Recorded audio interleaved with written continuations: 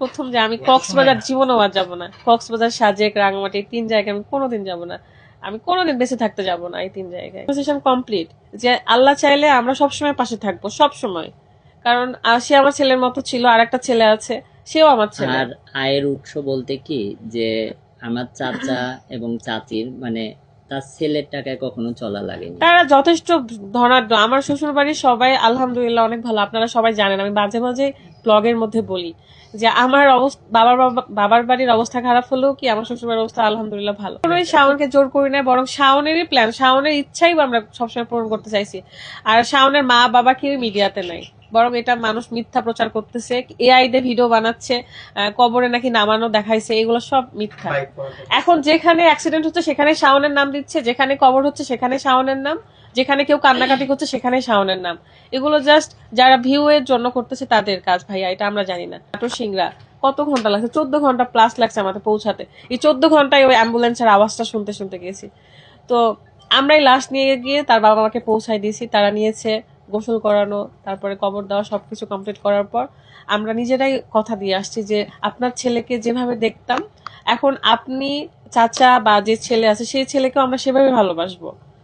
মানে আমরা এগুলো বলেই আসছি। আর তাদের সাথে আমাদের কনভারসেশন কম, তারা তো আমার শ্বশুর বাড়ির ফ্যামিলিরই লোক।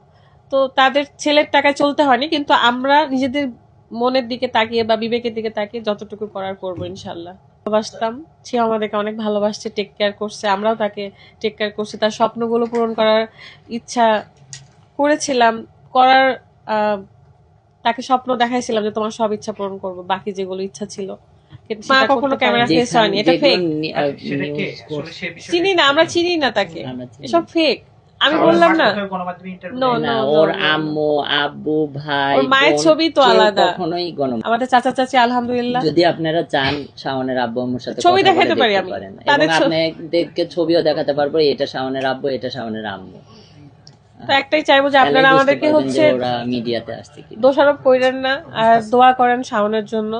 আর আমি হয়তো বা এরপর থেকে মানে প্রাণঘাতী টাইপের বা ক্ষতি হবে এমন কিছু কখনোই করবো না।